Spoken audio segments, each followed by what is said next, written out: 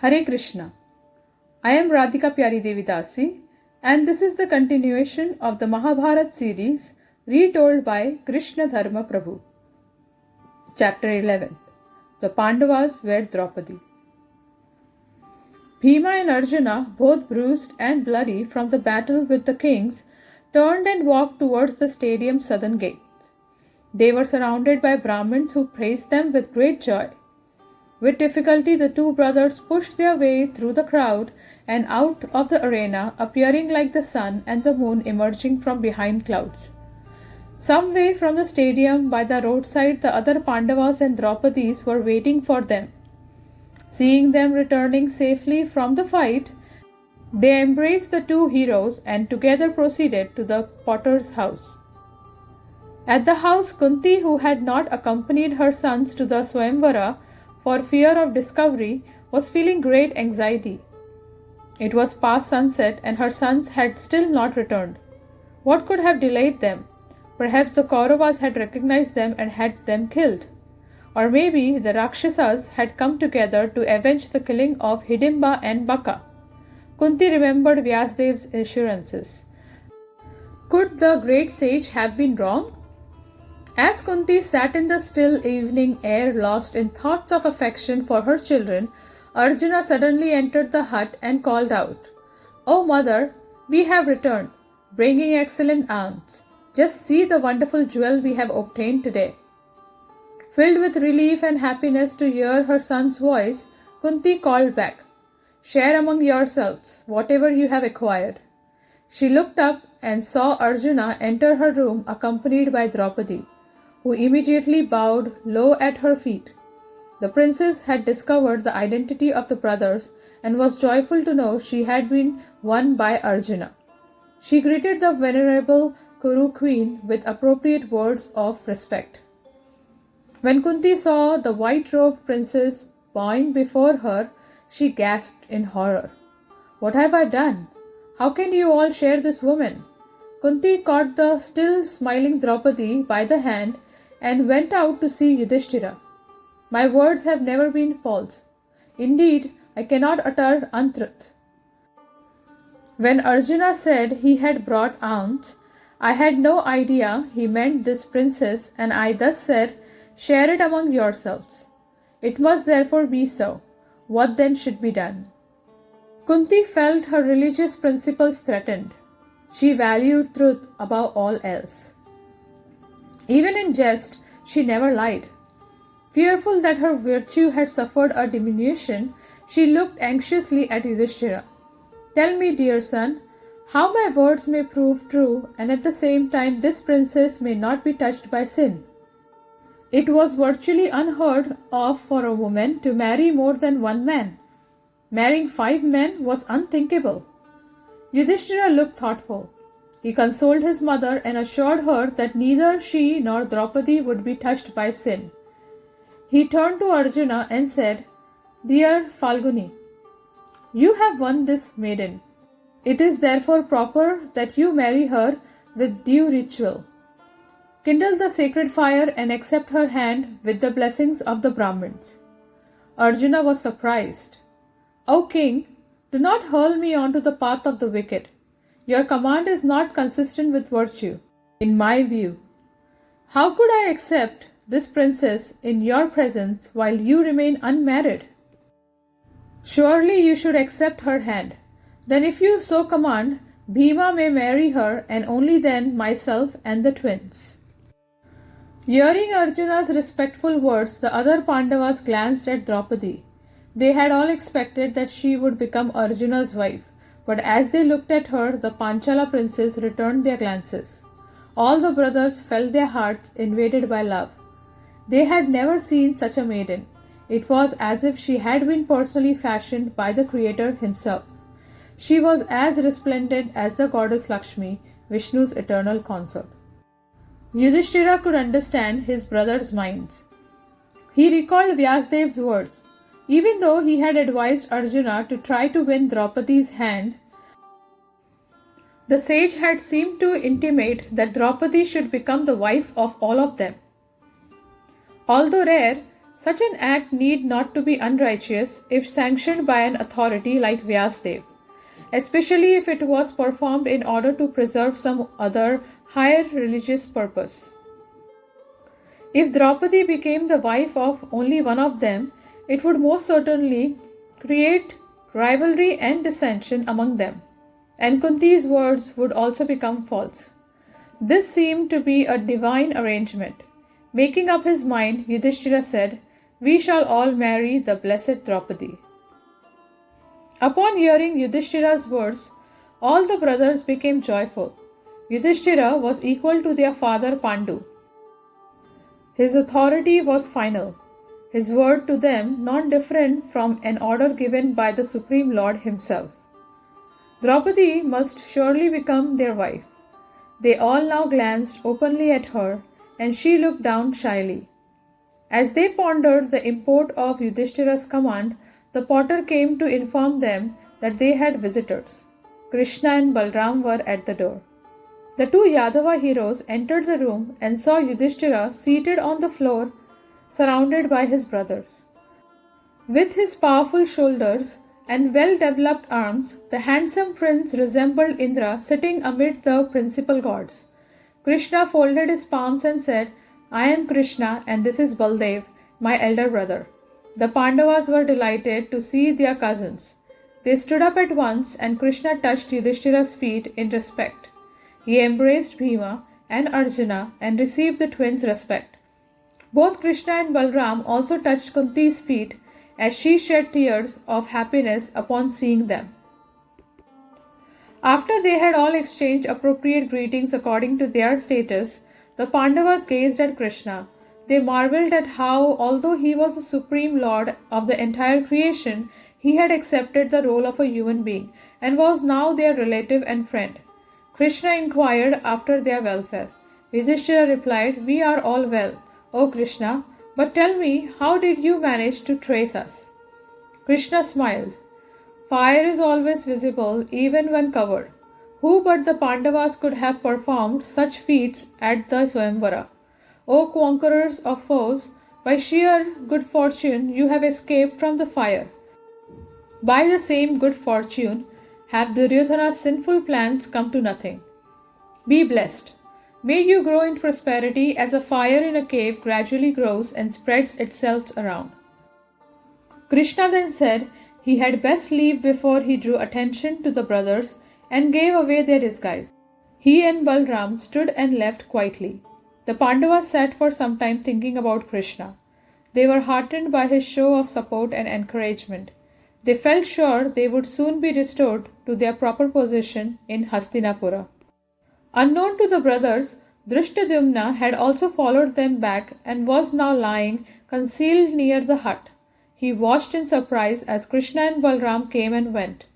Who were these Brahmins that the two all-powerful Yadava heroes felt the need to visit?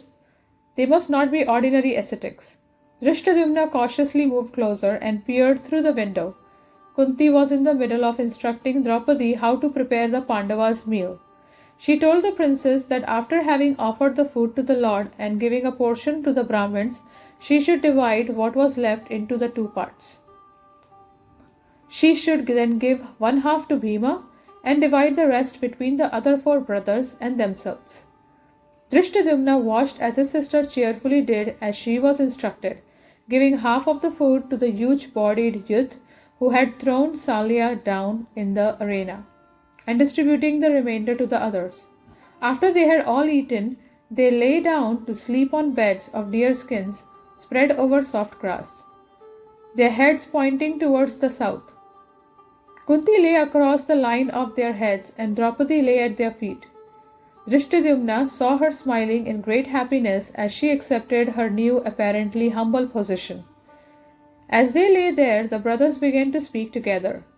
From his position at the window, the prince heard them talking about celestial weapons, chariots, elephants, bows, arrows, and swords. They discussed the battle with the kings in the stadium, laughing as they described how Bhima and Arjuna had routed the bellicose monarchs. The prince had seen and heard enough. It was obvious that these men were powerful warriors. Surely they were royalty in disguise. Drishtadyumna quietly left and went back to his capital to inform his father of everything he had witnessed.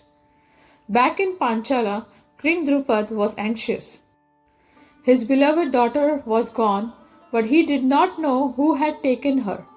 He pondered on the day's events. Who was that man who had hit the target? Was he really a Brahmin? Maybe it had been simply by luck that he had succeeded in the test. Perhaps he was a Vaishya or even a Shudra, casting Drupad's noble line into disrepute. Or maybe he was a great hero of the royal order. Then why would he have disguised himself as a Brahmin? Perhaps he was actually Arjuna, somehow survived from the terrible fire of Varnavata. Surely that was too much to hope. As the king sat absorbed in thought, his son entered his chamber. After bowing at his father's feet, the prince described everything he had seen. Drishtadyumna was convinced that it was the Pandavas who had won Draupadi, and he happily explained how he had followed them to a hut on the city's outskirts, how Krishna and Balram had visited, and how he had heard them speak the language of warriors. The two Brahmins who fought in the hall left and joined three others.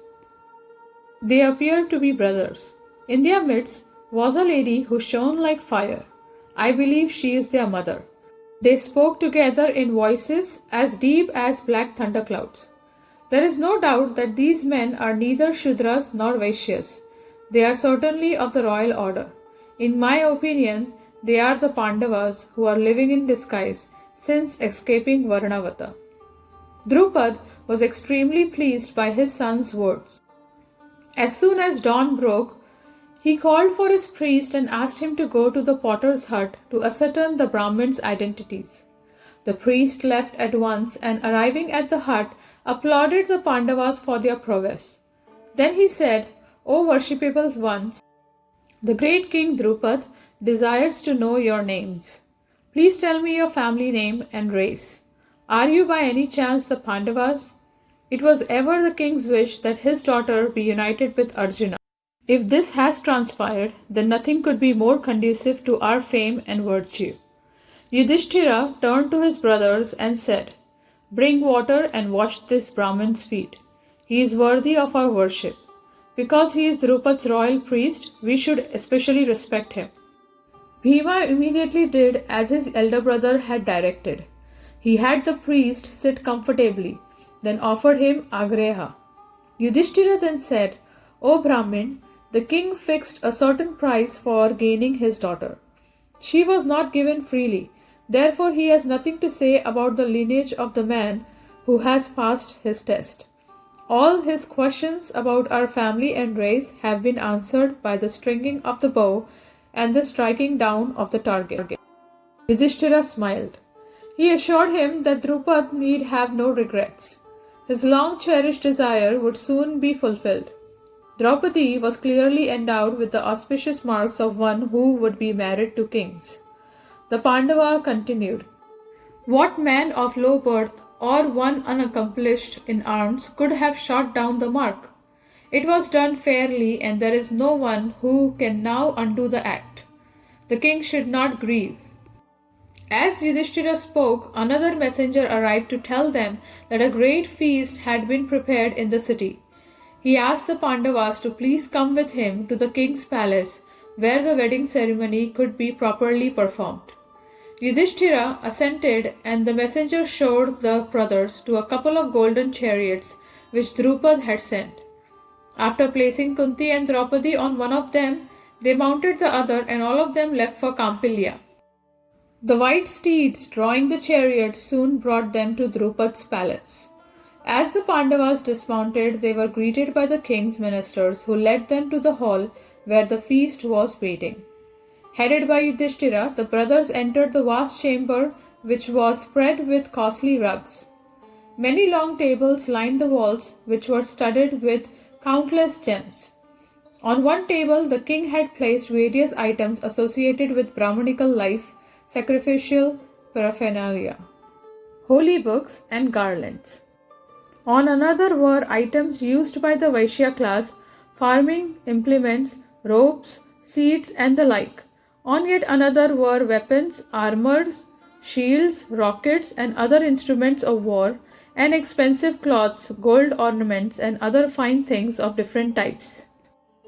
Everyone gazed at the brothers as they strode into the hall, seeing those powerful men clad in black deer skins, each with the gait of a sportive lion, broad shoulders, long and well muscled arms resembling serpents, eyes like furious bulls. The king and his relatives, ministers, and attendants were gladdened. Without hesitation, the heroes, in order of age, fearlessly sat upon seats of gold furnished with silk and provided with footstools. At once, well dressed servants and maids fetched many kinds of delicious foods on gold and silver plates. The brothers dined with pleasure on the rich preparations brought before them, food worthy of kings. When the meal was over, they rose and went to the table containing the weapons and royal items. They carefully examined all the pieces, discussing them among themselves. To Drupad and his sons and counselors, it was obvious that the brothers belonged to the royal order. Drupad approached Yudhishthira and said, "Sir, are we to know you as Brahmins or Kshatriyas of the royal order? Are you Vaishyas or even Shudras? Perhaps you are celestials who have assumed the disguise of Brahmins and are roaming the earth. Please truly tell us. Truth becomes monarchs even more than the sacrifice or charity. Once we have ascertained the order to which you belong, we can arrange an appropriate wedding ceremony." Yudhishthira looked at the king and smiled. He spoke in a voice as deep as the rumbling of clouds. "O king, you may dispel your doubts and be cheerful. There is no doubt that your desire has been fulfilled. We five are royalty, the sons of the illustrious Pandu. I am Yudhishthira. Your daughter was won by Arjuna, who, along with Bhima, fought with the other kings. She is like a lotus that has been transplanted from one clear lake to another. With Draupadi in the ladies' chamber is Kunti, our mother." Yudhishthira folded his palms and said that he had told the king everything that needed to be told. Surrounded by his brothers, he added, "O king, you are our revered elder and superior. We now take shelter of you. Tell us what should be done." Drupad was filled with delight. Tears flowed from his eyes and he was unable to speak. He stood for some moments with all his limbs trembling. Finally, he managed with great effort to suppress his joy. He said, "O hero, I cannot express my happiness in words. Today my birth stands fulfilled and my dreams are realized. This is indeed an auspicious day. Tell me, how did you all escape from the fire of Varnavata?" Drupad and his two sons, Drishtadyumna and Shikhandi, listened as Yudhishthira narrated the story. When he had finished, they censured Duryodhana and his weak father. Drupad gave every assurance to Yudhishthira, vowing that he would somehow restore him to his rightful position as king in Hastinapur. He gave the brothers accommodation in his own palace and treated them with all respect. The following day, Drupad again spoke to Yudhishthira. "O mighty armed one, today is a day marked by favorable stars. Let Arjuna take my daughter's hand with all due rites." Yudhishthira replied, "O king, if my younger brother is to marry today, then I shall also have to accept a bride, for that is the religious ordinance." Drupad nodded understandingly. "Then you must accept the hand of Draupadi in the sacred marriage ceremony, or give her to whichever of your brothers as pleases you." Yudhishthira said, "The princess shall become the wife of us all. Our mother has ordered this. It was Dhananjaya who won your jewel of a daughter. But the rule among us is that we share equally any jewels we obtain. Therefore, Draupadi may accept each of us, one after another according to age." Drupad stepped back, his eyes wide with surprise. "O mighty armed hero, I have heard that a man may accept many wives, but never heard that a woman may accept more than one husband. You are famed for your virtue. How then can you approve an act so contrary to tradition and indeed scriptural injunction?" The king was surrounded by his sons and ministers, and they all listened carefully as the Pandava prince replied. He told them that morality was subtle and its application was dependent upon circumstances. One therefore had to follow the authorities. His mother had ordered them all to marry the princess, and that order had found acceptance in Yudhishthira's mind, which had never entertained thought of sin in his life. The prince was certain that there would be no sin if Draupadi married all five brothers. Drupad was still not convinced. He wanted more time to think. It was entirely unprecedented that a woman could marry many men at the same time. He asked Yudhishthira if they could discuss the matter further with Kunti, Drishtadyumna, and the learned Brahmins in his court. Yudhishthira agreed and sat in the king's council chamber for the discussion. They had only been speaking a short while when the palace attendants announced Vyasdev's arrival. As the sage was shown in, everyone present offered their respectful obeisances at his feet. Vyasdev greeted them in return and offered blessings to Drupad and the Pandavas. After they had taken their seats, Drupad asked, "O illustrious one, is it possible for one woman to marry many men without being defiled by sin? Please tell me truly." Vyasdev replied that such a practice was certainly opposed to both the direction of the Vedas and tradition. Although practiced in former ages, it had long become obsolete. The sage looked at Drupad and Yudhishthira and asked both of them for their opinions. Drupad revealed his doubts. He could not see any way by which the five brothers could all become Draupadi's husband. It would mean that the elder brother would be approaching his junior's wives. According to scripture, that would be the same as approaching his own daughter. Yudhishthira replied that his heart, which could never turn to sin, felt no misgivings about the proposed marriage. He cited a historical example of a Brahmin girl named Jatila who had married 7 rishis at once. There was also the case of the famous ascetics known as the Prachetas. They too, being brothers, had accepted one woman as their shared wife. These examples were found in the Vedas and were not considered sinful. In certain circumstances, even established rules may be broken in order to preserve a higher religious principle. Kunti agreed with her son and asked the sage how she could be saved from Antruth. Vyasdev replied, "O gentle lady, you shall certainly be saved from sin. This is eternal virtue."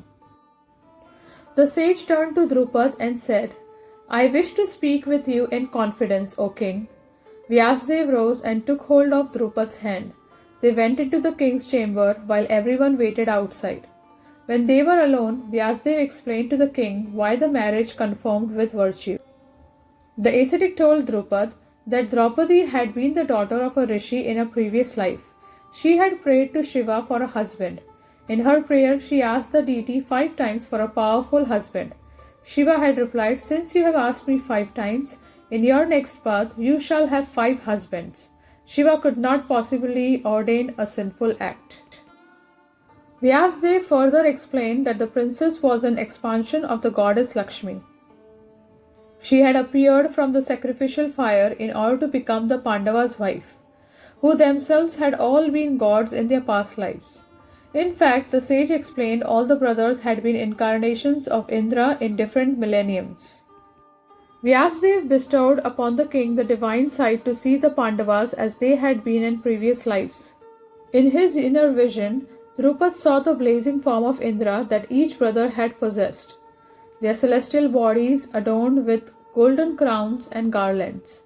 Struck with wonder, Drupad folded his palms and said to the sage, "O great Rishi, there is nothing outside your knowledge or capabilities. My mind is now satisfied. What has been ordained by the celestials must always come to pass. We are all instruments in the hands of destiny. Let my daughter accept all 5 brothers as her husbands." The king and the sage rejoined the others and informed them of Drupad's change of heart. Vyasdev said, "Today the moon has entered the auspicious constellation of Pushya. The first ceremony should be performed at once and Yudhishthira can accept Draupadi's hands."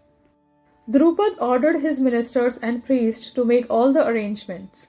A sacred fire was lit in the vast inner courtyard of the king's palace. Rows of pennants bearing the emblems of the gods lined the sacrificial arena, which was full of Brahmins chanting hymns. A beautiful altar was constructed from coral and gold and bedecked with sparkling jewels. Fragrant garlands were draped everywhere, and the aroma of costly incenses wafted throughout the courtyard. The king, with his relatives and friends, took their places in the compound, which lay next to a large lake of lotuses. Citizens of all classes assembled in the courtyard to observe the ceremony. Brahmins with their heads covered by simple cloths, wealthy merchants shielding themselves from the bright sunshine with decorated parasols, and Shudras in their brightest clothes, all watched as the five brothers, dressed in silk robes and adorned with shining gold earrings, entered the compound like mighty bulls entering their pen. Dhaumya walked at their head. His bodily luster was as brilliant as the sun. He sat by the fire and offered libations of ghee. As the flames rose, he chanted mantras invoking the presence of Vishnu and the principal deities. Then he called Yudhishthira to come forward and accept Draupadi's hand. The dark-complexioned princess, clad in bright yellow silks and decorated with many precious jewels, her long curling hair adorned with flowers, stood to receive Yudhishthira. The bride and groom took each other's hands and walked around the sacred fire 7 times, sealing their union. On the days following Yudhishthira's wedding, each of the brothers married the Panchala princess. Vyasdev informed the king that by the gods' arrangements, his daughter regained her virginity each day after a marriage and before the next marriage took place. When all 5 weddings had been sanctified, Drupad sat before the sacred fire and gave the brothers charity. To each of them he gifted 100 golden chariots drawn by 4 excellent steeds, 100 mature elephants, and 100 maidservants adorned with ornaments and flower garlands. He also gave them large amounts of gold, various precious stones, and many valuable robes. Like so many celestials, the brothers began passing their days in joy in Panchala, the king's capital. For his part, having formed an alliance with the Pandavas, Drupad did not fear even the gods in heaven. After arriving back at Mathura, Krishna arranged for vast amounts of wealth to be sent as a gift to the Pandavas. Great heaps of unworked gold, bricks, and piles of precious stones, including numbers of priceless Vaidurya gems, soon arrived at Kampilya and were offered to the brothers. Costly carpets, robes, blankets, and skins were placed before them in piles. Krishna also sent them thousands of maidservants, all young, beautiful, and highly accomplished. Well-trained elephants and horses, as well as hundreds of chariots, were also presented. Out of love for Krishna, Yudhishthira graciously accepted the wealth and sent back a message of gratitude. Secure in the knowledge of Krishna's friendship and blessings, all the brothers felt their good fortune assured in every way. Thus ends the 11th chapter of the Mahabharata series, The Pandavas Wed Draupadi. Thank you very much. Hare Krishna.